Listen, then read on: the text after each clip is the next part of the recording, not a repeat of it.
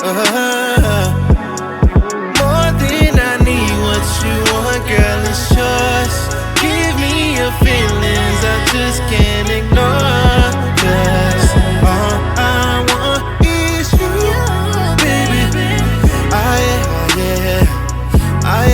Give me your time, all your love, I've been paid. What's going on, y'all? It's your boy Russell the Fourth. Hey everybody, it's me, Brandy. And welcome to another and last episode of the season of the What They Never Told Us podcast. I'm ready to go. I can feel it in the spirit realm. I feel a lot of people right now like, hold on, what? Wait a minute. I thought we had plans. There was stuff that's supposed to happen. And yes, we are wrapping up. Yep, it's time. We have gone long. This season has lasted longer than any other season. We're usually between like 10 and 13 episodes. This will be episode, I think, like 19. So it's just time. We've exhausted the topics. I'm exhausted mentally and physically, and we need to rest and reset. Our mental health is important as well as yours. So it's just time for just a little bitty break. But I promise y'all we'll be back. Y'all won't even miss us. But so there's a lot of stuff that we had in the works, and we're still working towards those things, but we were trying to extend the season to where we had the time and resources to pull off what we want to pull off in a way that it needs to be executed, but it's just requiring a little bit too much. So yeah, still in the works, still in the plans, but it's going to take a little time. But season 4 is on the way already. It's already on the way. So I know your Tuesday is going to be a little bit different. I don't know what y'all going to listen to on the way to work, but replays. It's always a little gem or a little nugget that you missed the first time you listened to it. So going back, start from the beginning. And by the time you make it to this episode, the second time, we're going to be back. That part. So end of the season 3, any highlights, anything The end of the road. stuck out? So yeah, I mean, we had a lot of dope episodes this season, and I think this was our best season yet. Like, I think last season we were like, oh, we hit a stride and blah, blah, blah. But nah, this was it. Adding the lives to the podcast has been really a positive note for me.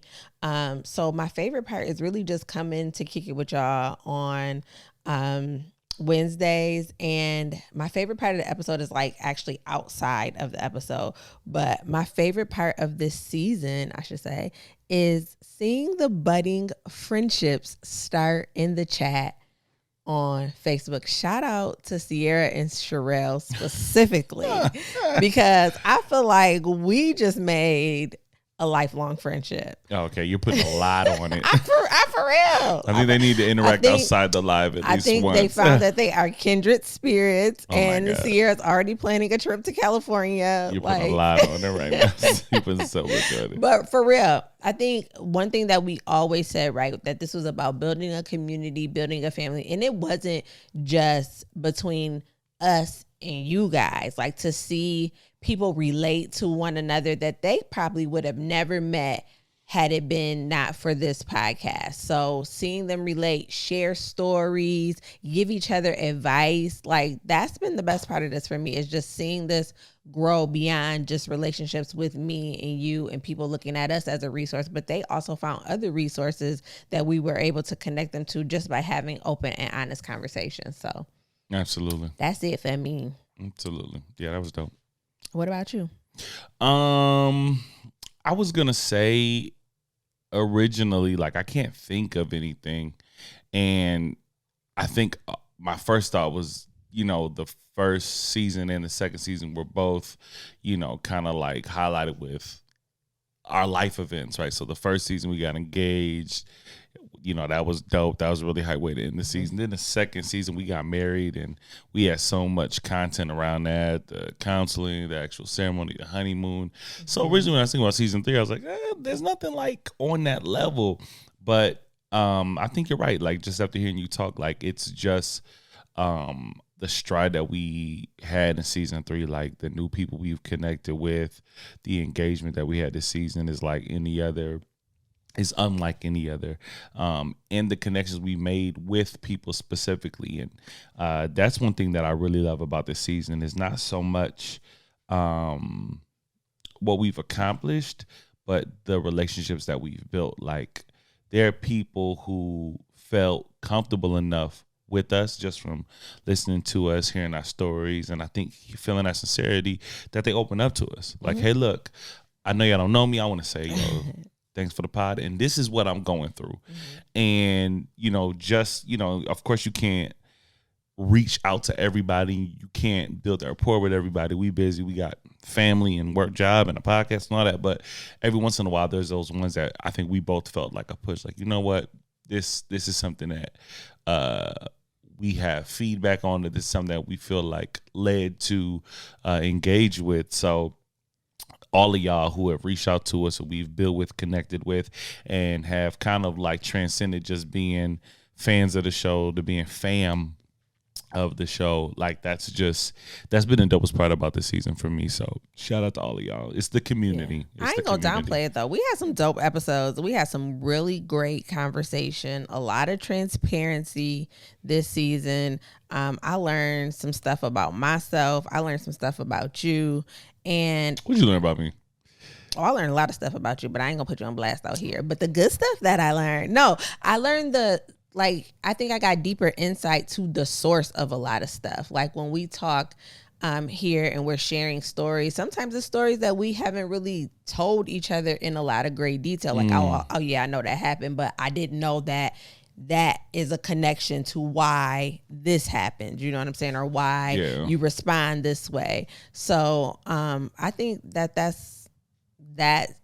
has always been a part of this podcast that I've enjoyed. Is like, I can't remember what it's like episode 1, but I'm like, we always come here and find out something new about each other. Like, we talk about stuff that we don't necessarily talk about outside of it. Because I mean, let's be honest, most of the time we just spent either loving each other or on our phones. So it like the deep conversations, we stop ourselves from having them sometimes because we know we have a podcast. We'll be like, oh, wait, we're podding. And we don't have the conversation fully until we sit down here. And so I do miss talking to you outside the podcast. I'm telling you, that's why we need to end. That literally was, we done did this 2 times before.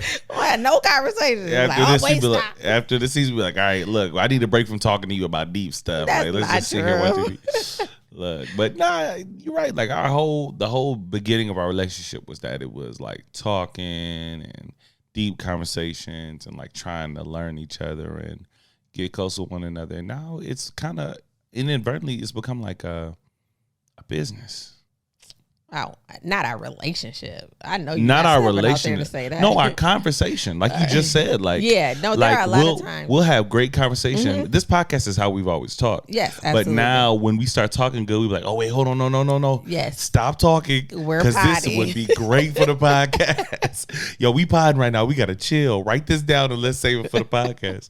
And in a way, it's kind of like, taken away from a big dynamic of our relationship. Absolutely. Yeah. Absolutely. So that's what I say. Not the relationship. Our relationship is not business. I'm talking about. Dang, like, I know I learned a lot of stuff about you, but that's not the stuff I want to learn that you feel like that. Yeah, right. Nah, that ain't it. But yeah, like, you're right. This season was different. And I'm really looking for, I love being here. I said it again, but I'm really looking forward to being able to not pod or not have the kids, let's say, and not have to pod in that time. So with the time when we actually don't have the kids, we're not like, oh, we got to record. We got to schedule. We got to edit. We got to do this. Like, that's the stuff that we schedule when the kids aren't here. But now, like, when the kids are here, the kids just aren't here and we just get to be people. The editing don't stop, though. Man, that don't stop. It's going to stop. Them clips going to be real raggedy over this little break. I'll take it over. I might have to take up the strong hand on that. They're going to be real raggedy. I ain't trying to lose that much momentum in between the seasons. We ain't going to lose no momentum. People love us. And we always going to put out content, but recording an hour, editing an hour worth of footage, posting clips for a whole week, like, that's a big chunk of time that we could be chilling with the feet up, watching Netflix or something. You know what I'm saying? Yeah. I'm trying to see. Well, I'm gonna let y'all know if we got our feet up. I feel like we just gonna find something else to do. You gonna find something else to do. I'm chilling. Yeah. But speaking of like the beginning of our relationship and stuff like that, there was we saw this really dope I don't know what it was called, like a marriage retreat, marriage ministry. I don't know if I've ever talked about Darius Daniels on here, but he's a big influence and a mentor, spiritual mentor of mine. Never met the man in life, but when I say he has changed my life, if y'all ain't up on him, please. The way some of y'all look at us is the way Russell looks at Darius Daniels. I hope y'all don't look at me the way I look at Darius Daniels, 'cause I don't know that much. I don't know enough to be on that level. But anyways, he did this marriage ministry called Relationships Uncensored with him and his wife, and it was really dope. But he said something that really got me going, and I wanted to bring it to the pod. He was like, yo, I told her, I'm paraphrasing because he don't talk like this. He was like, yo, I told her, like, just because I got married don't mean I want to lose my girlfriend. Like, I still want my girlfriend. I married my girlfriend. And it was like a light bulb clicked in my head because there's so much that you want to articulate, but you don't know how to say it. And that was one of those things I think I feel like all of the things that you were doing that we do in the beginning of a relationship, not you specifically, but all the things that we do in the beginning of a relationship are the things that you do when you're hungry, right? Like, you meet this person, you, number one, want to show your value to them, but you also are enjoying their value and you want to know them, you're constantly talking. And then when you get to a certain level in a relationship where you've both just like decided, all right, we're going to be together. Like, this is it. Then unexpectedly, like, sometimes some of that stuff cuts off, you know what I mean? Not on purpose, but, it's just life, you know what I mean? Work stuff, and a lot of stuff has to become intentional, keeping it alive. But it really struck a chord with me. I was like, yo, yes, like, that's something that we got to remember to do. Yeah, you wasn't having sex with your girlfriend, though. So if you want your girlfriend, then you have to choose. Which one you going to choose? You want your wife that you can have sex with, or your girlfriend that? You set yourself up. I could have got you there. Say what you feel. I don't understand what you're saying. You said you want to date your girlfriend. We wasn't having sex when I was your girlfriend. So I still want the aspect of having a girlfriend. I just don't want to be with a life partner. I don't want to just feel like I'm collaborating with somebody to do life. Like, I want to feel like I'm in love. I want to feel desire. You know what I mean? I still want to have an aspect of fun. You know what I mean? Mm-hmm. That's it. I think that, like, I felt him when he said that, because there are a lot of things, just even in our relationship, that just don't happen or don't happen as often because, we see each other every day. Like, now the excitement of you coming home don't hit the same as the excitement on 1 or 2 days a week when you would slide in the driveway, and it's different. 1 or 2 days a week. Don't play me. It started at first like 1 or 2 days a week. It wasn't always from the very beginning. Don't play me. From the very beginning, they wasn't. And there were still days like when you had your kids, like, you just wasn't pulling up. You know what I'm saying? So yeah, it was sporadic. And 5 days out of 7. Don't okay. Say I'm lying. There were days where you were just dog tired and like, I'm like, babe, just go home. That's more rare, right? You had a bad day, babe, just go home. More rare, right? But it wasn't every day. It wasn't like it is now, is what I'm trying to articulate. Yeah. I see you every single day. I did not see you every single day before. So I get stuff like that. And you definitely bought me more gifts when I was just your girlfriend, for sure. I got spoiled. Same, me too. I miss that. You get spoiled in different ways. For you sure. You get spoiled in different ways too. Oh, I do? Oh yeah. You have to break it down for me when we get off. I'll break it down for you right now. Rick, how do you spoil me? Me? Yeah. Not saying you don't, but I just want to know what your perspective. What is spoiling I'm me? almost positive that you orgasm more than any other woman in a marriage. That's probably true. I'm almost positive. That's probably true. So that you're sexually spoiled. That's 1. 2, what? I'm waiting. That's it. Hold on, what was that? I'm saying you got a little tongue tied. That's all I'm saying. I ain't tongue tied. I'm thinking. I'm processing. Okay. Emotionally, like, there's nothing that you can't ask me for or ask me to do, I might groan about it, but say I won't do it. Becky, you get this. I got you. Becky, you do this. Becky, give me this. But I'll do it. So that's how I'm spoiled. Name something you've that ever. you complain and do stuff that I want you to do. There's nothing you can ask me to do. That's very true. But that's the same. Yeah. What else? Now, how do you spoil me? You are definitely spoiled. Please tell me. When's the last time you just like cooked? That's not spoiled. That is spoiled. It's not. How often do you make your plate?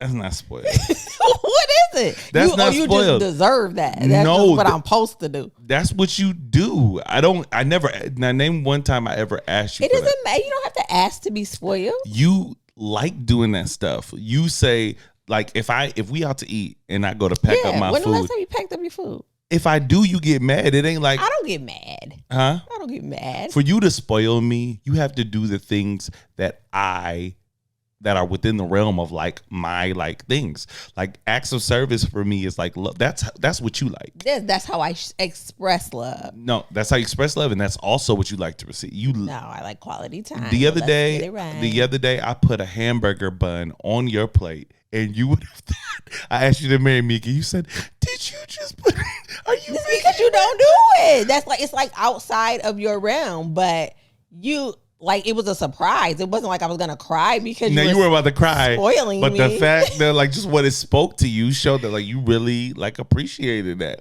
Okay. Like, but the things that would spoil me are the things that like. Okay, so what do you need to be considered spoiled? I think right now I think I'm having a shift in like my love language, but affirmation, words of affirmation. And I don't know if this is one, but it's like recreational activity, like doing stuff together. Like when we went out of town, like that was so much fun to me. Like that, my bank was like filled just from being with you doing that. So me taking you out, or just going places and doing stuff together. Well, that's not spoiling. That's just us going out and have a good time. I'm asking. So this is another thing that being on this podcast, like being able to show where we are right now currently in our relationship, and hopefully somebody can relate to this and see the way that we work through things, right? So like I literally want to know, because I want you to feel like you're spoiled. So in order for me to do that, what is it that I need to do? Because obviously the things that I'm doing aren't communicating that to you, and I do get that. No, that's the way. I feel love.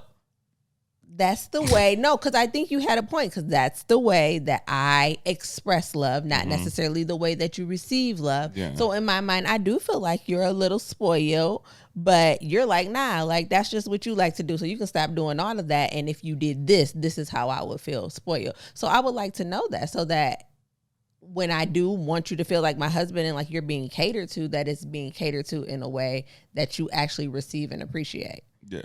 Like for me, if you said, I'm not gonna make your plate no more, there's no part of me that would be like, dang, she ain't making my plate no more. If you stopped like affirming me, if you stopped like being physical with me, or like touch, you know what I'm saying, stuff like that, that would feel like a huge deficit. You know what I mean? Like, because those are the things that like really, you know, speak love to me. So you need more touch and more affirmations. Okay, got you. Yeah.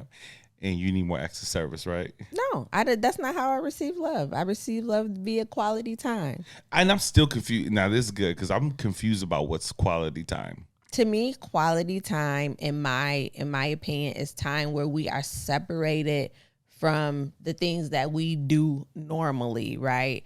Taking care of the kids, going to the grocery store, whatever. Like, it's time that's separated out specifically for you and I to talk, to reconnect. So when we were doing the every day at 10 o'clock for an hour, we stopped doing what we were doing and dedicated time to each other. That's important to me. I feel like you enjoy being with me when you take time outside of when you're required to be with me, to spend extra time with me.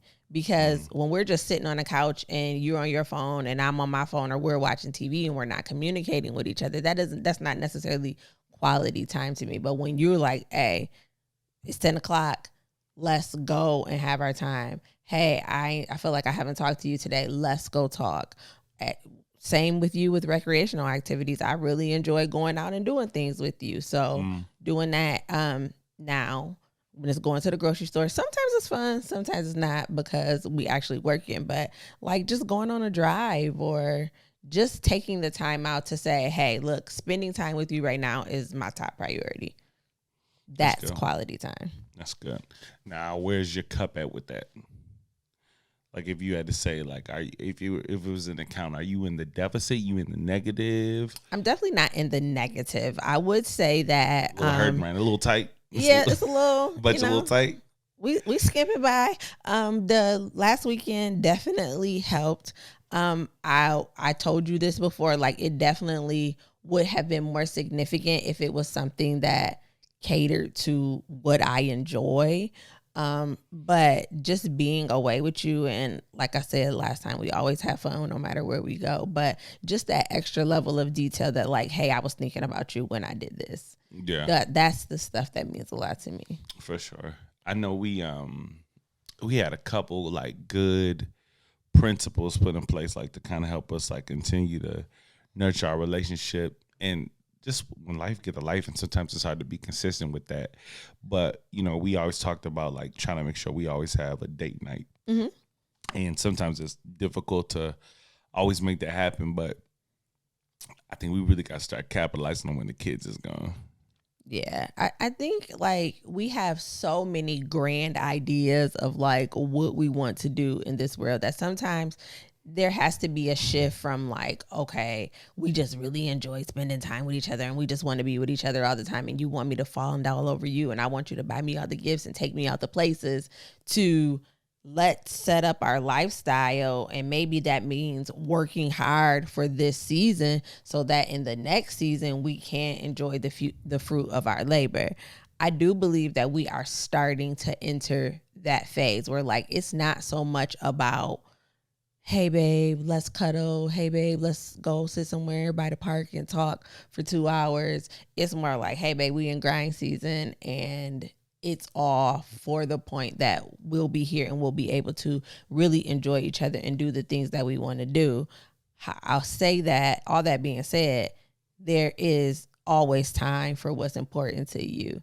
And we've learned that we can do stuff that don't cost no money, that don't take us far away, and we can still sit and enjoy each other. So it's just about finding kind of a balance between it, but realizing like what part of life we in right now. That's true. Because I don't want to sit back and relax all the time and then we turn around and we super in love, but we broke. Didn't accomplish nothing we wanted to accomplish. Yeah. Or not even wanted to accomplish, but we're assigned to accomplish, right? We understand that there is an assignment on our lives, and we're not going to get there by just sitting on a couch and being lovey-dovey every day. For sure.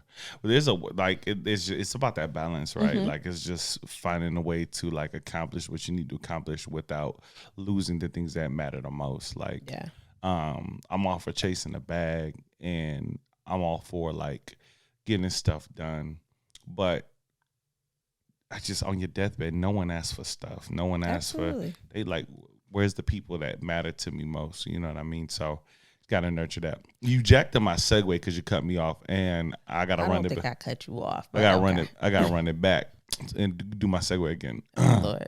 So it's not really a segue when you announce that you're gonna do a segue. It's still a segue. It's just starting a new conversation. It's just not an impressive one. It's just you starting a new conversation. It's just not an impressive one. Hold on, stop messing me up. Let me go back to my segue. You got it. Yeah. So it's easier to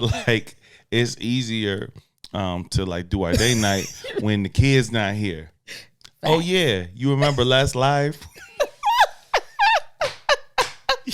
Oh yeah, you remember last live when I had mentioned, the other side of parenting. Come on, give it up to me. Come on, segue king. It's really weird when you give your own self hand claps and air horns. I need you to know that. Segue king. It's Anywho, officially my title. I'm make a T-shirt that says Segue King. Ooh, We supposed to say that in the beginning of the episode, It's y'all. okay. We'll say that then. Nah, because there might be some people don't make it that way. Hey, y'all, we got merch. Oh Lord. Can I get a round of applause for that? Just feel like this whole big grand performance that you put on about your segue. We got merch, y'all. It's a parting gift. We're ending the season, but leaving y'all with a little something. Finally, man, people been asking. They're like, yo, y'all Yes. got merch? You're like, where the hoodies at? Where the t-shirts at? So listen, this is a way for y'all to share the platform that y'all have become a community member in, right? Like you wear the t-shirt, they be like, hey, what's that? Oh man, this is dope podcast I listen to. They're like, little promo team for us, you know what I mean? But honestly though, like what I think, this is just what I think, right? And this is what we planned from jump, right? Like we're not building a podcast, right? When we sat down and we were talking about what the brand is going to look like, what is it going to be, what it's supposed to feel like, we said the same thing. I said, yo, I want to feel like people in the room with us. I want them to feel like they're building a rapport with us, right? And it's become evident that that's what's happening based on the way that we engage with y'all when we get a chance to kick it with y'all who listen to us on any type of one-on-one basis. Also, we said we want to build community. Like that's what all of this was about. It wasn't about just us talking to a camera. This was built around what we do on our lives, right? Where we sit down and build a sense of community. And that's what that is. Like the logo is bigger than just a logo for a podcast. It represents everything that we get on here and we talk about, which is family, making marriages dope again, making people believe that love is possible again, right? Second chances after divorce, after you feel like you failed and don't know if you got anything left in you to continue on. That's everything that we've experienced, that we've walked through, and we wanted to be a part of what this represents. And I think, gosh darn it, I think we did it.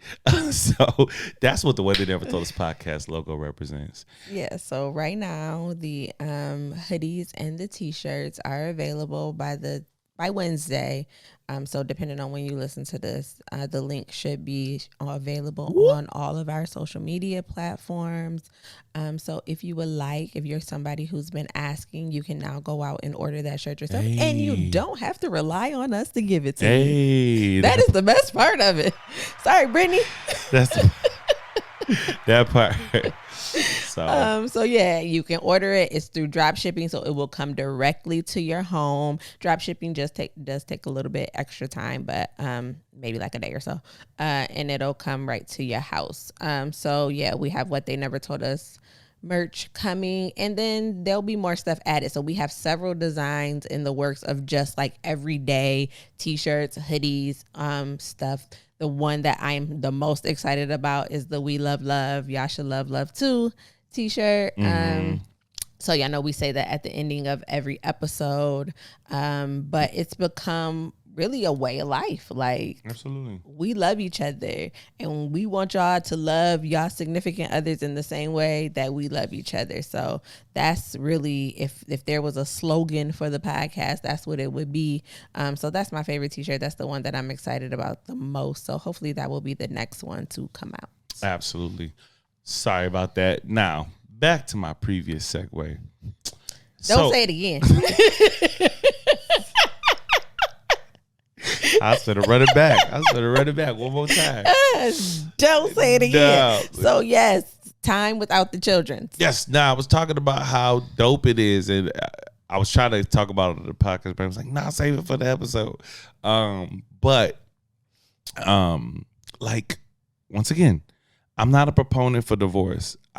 We never advocate for that. And if anyone ever sought out our mentorship, sought out our opinion, there was no way outside of abuse or just some crazy stuff are we going to say, hey, you need to get divorced. It would be very rare that we say that. Mm-hmm. But on the flip, the ability to drop the kids off for a few days at the others, yo, that is second to none. Now, we recognize that is not the case for everybody. That is divorce. So we apologize if we're gloating a little bit. Yeah. But for us over here, it's lit. Like, I love our kids. Yeah. Like, when we all are together, it's super chaotic, but it's always a laugh to be had. Yeah. Usually at the expense of the baby, but the other ones are super funny too. Yeah. So we keep them entertained. They keep us on our toes. They're really expensive, but it's like this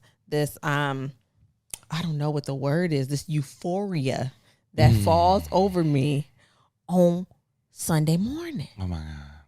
It's like we get to go to church. Everything but is after different. church, The food tastes different, tastes a little better. The sex is different. Sex with no kids in the house is just hit different. Like, come on. it's amazing. And I feel bad sometimes, like, oh man, okay, we just got 4 days. We just got 3 days, But I don't feel bad. But I deserve this. We deserve this. Well, look here.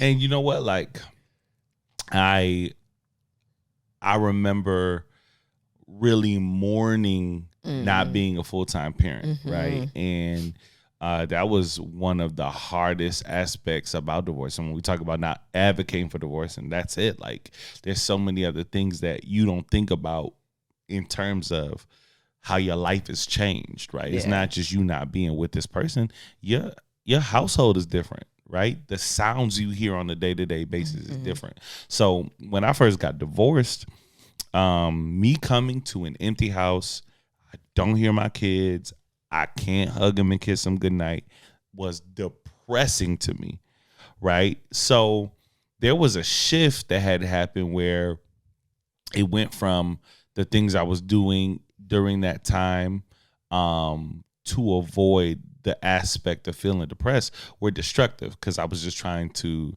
feel the time. I was trying to numb the pain. But when I started to accept, when I started to heal and come to terms with what my life was now, the days when I didn't have them were like, oh, it's different, like, and you know what? If I'm being honest, when I think back on it, I think I was being a little selfish, right? Because there was a little bit of bitterness. Because if I'm being honest with you, like, I was a little upset. We didn't go to court. Like, we didn't do none of that. We settled everything with ourselves. We agreed to what the terms were. And at the end of the day, like, I would never challenge full-time parenthood being assumed to be the mom, because 9 times out of 10, not all the time, but 9 times out of 10, mothers are nurturing. They're more intuitive of a child's needs. You know what I'm saying? I know my case is a little different, because in my case, I do those things. I kiss boo-boos. I put on Band-Aids. I don't mind cooking for my kids, and you know what I mean, being a disciplinarian. Like, I don't mind those things. But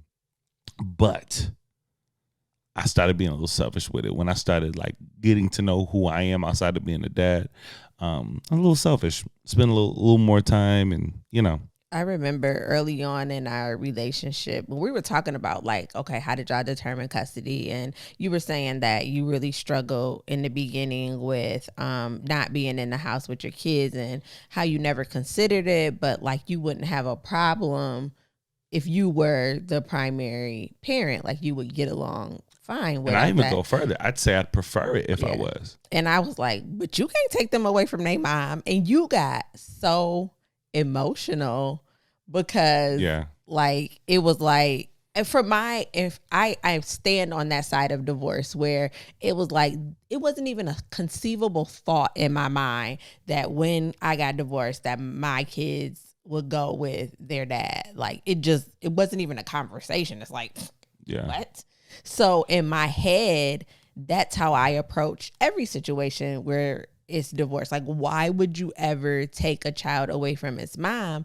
But like, why do dads have to get snuffed in that? Like, it's just assumed that the kids go with mom if something ever happens, even if it's not divorce, even if it's just people who lived together for a long time or had a kid together and now they decide to go their separate ways. It's like, dad is never even in, well, I won't say never, but rarely in the discussion of, hey, should I take the kids? It's just always assuming, even in the courts, like, they err on the side of placing the child with the mother. And it wasn't until that moment in our relationship where I got to see that side of you, where I had to seriously consider how that affected my ex, because he wasn't the same level of parent as you are. And I think he would say that himself, but it's still the fact that he woke up and went to sleep every day in the same home with his kids. And now he doesn't get to do that. Yeah. Yeah. And I mean, like I said, 9 times out of 10, like moms, when you carry that baby, you know what I'm saying? Like the old adage, like moms become mothers when women become mothers when they become pregnant. They find out. Dads become fathers when the baby's here,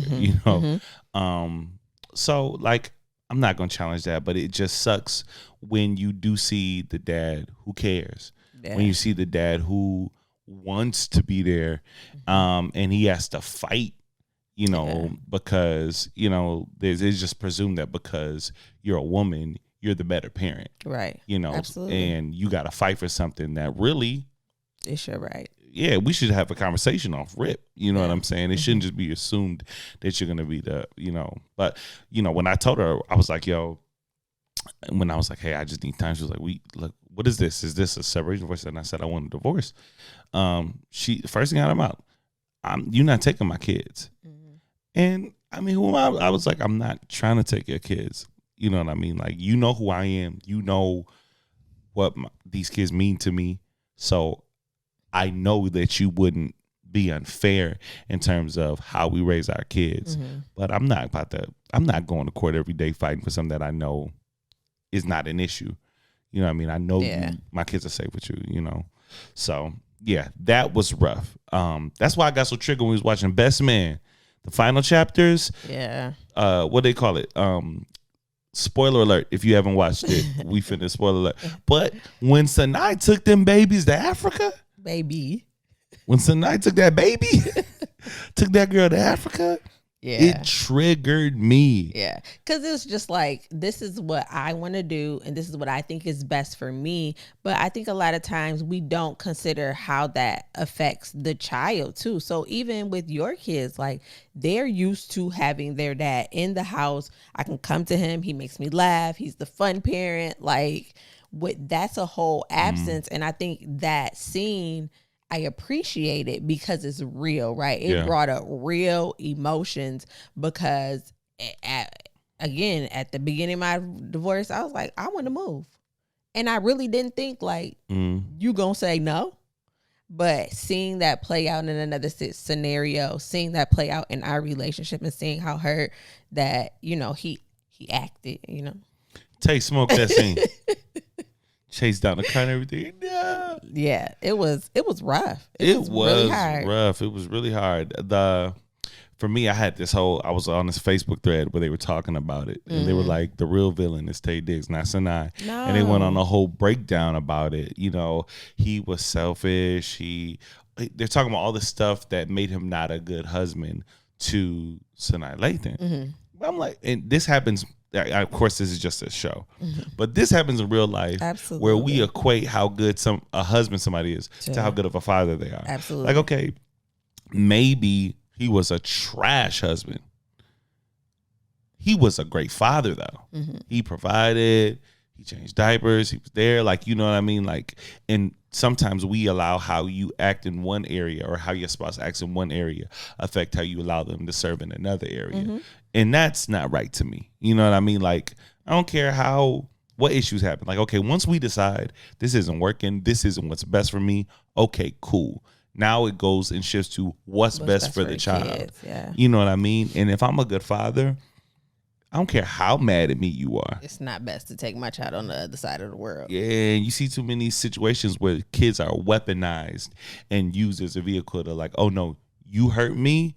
Nah, you don't get to live the same. Like, no, supervised visits or this, and it's like that is. I was like that, in the fact that when I first got divorced, I didn't know how my ex-husband would be as a solo parent, because in our marriage, right? Because you just hadn't seen it. You know? In our marriage, like, I did everything for the kids. Like, he just had to come home and be dad. You know what I'm saying? And now, what does that mean? Be dad. Like, he would play with him for a second. but their needs, that was my job, that was my role. So like, how they gonna eat? Yeah, my baby was 6 months when we got separated. So I'm like, do you know how to change diapers? Like, do you? So for the first like 3 months of us being separated, I had to go to work, and our life didn't change. So the days that he was supposed to be like with the kids, like he had to come to my house and watch them. Now hold on, I don't mean to be like, I'm just trying to get an understanding. Yeah. Were you just saying that, or had you really not seen them change a diaper? No, I mean, because at this point you've had, because that was your second. That child. was our second child. I'm sure you've never seen him change a diaper. Like there were times where, especially with the first one, I had to go back to work, and he worked second shift. So before the baby went to the babysitter, he would be with them. That diaper was packed so full. I'm sure, I really hope that diaper was packed. But if there was a time that he had to change a diaper, it was because I was not there. When you were there, he never changed a diaper. Okay. And when I showed him how, but after that, no.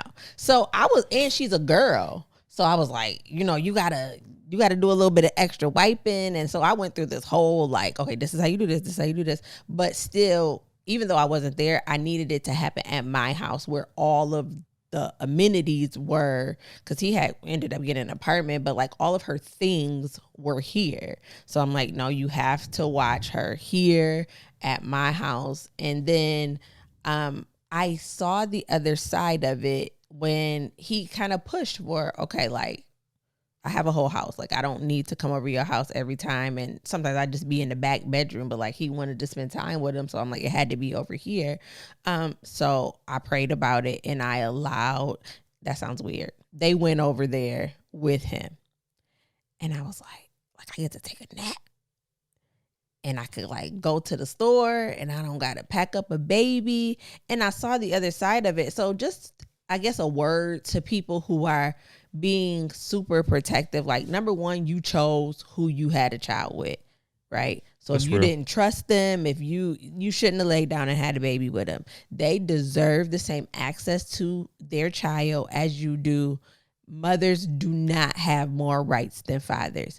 And if you're a mom who goes 120% for your children, you need a break. And there's no better person to give them a break with than another capable parent. And I'm telling you, Heavy on the capable. Yeah, heavy on the capable. The amount of clarity, the amount of self-realization, and just relaxation time that I was able to get when I took my hands off and just was like, you know what? They're going to have to go, and they're going to have to be okay. God, I'm trusting you with these kids who really don't belong to me anyways. They're your property. Like, they belong to you. And I know you don't want anything to happen to them. So I'm trusting you, and I'm allowing myself to just take a moment and to relax. Man, that thing was lit. I started working out. I didn't really like it, but I started working out. I started eating better. Because I'm like, oh, I can take myself to a restaurant and like eat, and the food's still hot when it come out. Okay. It was amazing. So like, I mean, I get it. I was that parent who was like, no, these are my kids and you can't have them. But the moment I let go, I was able to find myself. And now that we have the opportunity to be free, I know we joke about it and be selfish, like saying we're being selfish and how we relax when they're gone, but it's needed for parents who go hard for their kids. Like, you need a break. Yeah, it's true. And I want to point out something, like both of our situation. I think this is the case with anybody, right? You can't really lean into the benefit of a new season until you accept it, right? And for both of us, that realization where, oh, I can do this or I can do that, came once we realized this is happening. over, yeah. I can't control this. Like, yeah, I don't like the fact that I'm here without my kids, but it is what it is. Yes. And in this season, like you said, God, I just got to trust you. And once you like land there, then it's like, okay, now what? Show me how to make the best of this. And he did. He did. Well, I didn't know, because, yeah, Nope. You went a little backwards, but you found your way. I went backwards. I found my way back. Yeah. It was a little rough at first. And for parents who like aren't divorced, right? And for parents who don't have co-parents, right? Number one, you're doing it the right way, and I applaud you guys because you're making it work.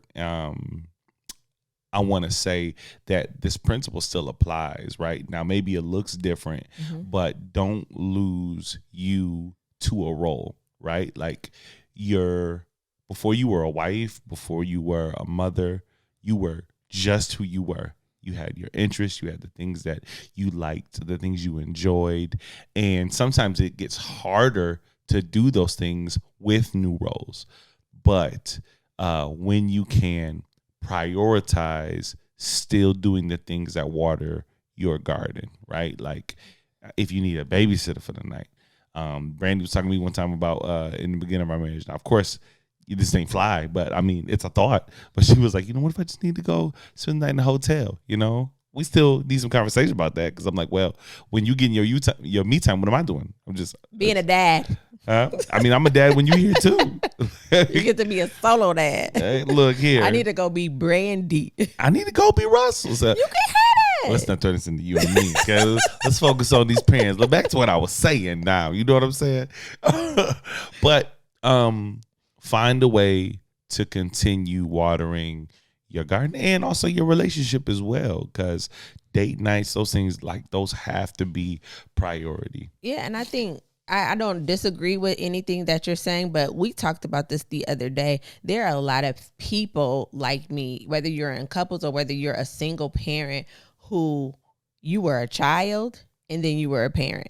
So you don't even know what adult you looks like. Yeah. And that was me. I had my first child when I was 19. My mom was still paying all of my bills. Like I worked at the mall. I didn't have no responsibilities. I was in Atlanta getting my whole life. And I, not instantly, because it takes a little time to bake, but I became a parent, and it was synonymous with the time that I was becoming a legal adult and able to actually go out in the world and figure out who you want to be. And I missed that. I was somebody's kid, and then I was somebody's mama. And I didn't know who I was going to be outside of that. And for whatever reason in my head, if I allowed my other co-parent to step up in the way that he should have been doing all along, I didn't know what to do with myself. I didn't know who I was. I didn't know what I liked. I had to figure all of that out. And it was really, really scary. But there are people who are in full-blown relationships who like that. Maybe they got married young, or maybe they coupled young and then they had kids. And now you're just so used to being this role, playing this role, that you don't know who you are as an individual. And that stuff that you were talking about, taking the time to just figure out who you are, is so important, because those kids will leave one day and we'll be left with each other, or you'll be left by yourself. And if you've made your children your entire life and you don't have anything outside of that, it feels like such a tremendous loss that sometimes people don't make it out of that. Absolutely. Gotta keep working on you. Gotta keep, nurturing you. So absolutely. Hey, y'all, I have nothing left. I have nothing left to give you guys for a while. I think it's just shout out to all the parents out there who are trying in any way or capacity. And if you are a parent who maybe don't see your child as much as you should, I encourage you. There's never too late. I'm rebuilding a relationship with my father after 37 years. So it's never too late. If they shoot you down, keep trying. Sometimes you just have to break through that tough shell. And if you're a parent who's not just able because of the other parent won't let you, fight for your child until you can't fight no more.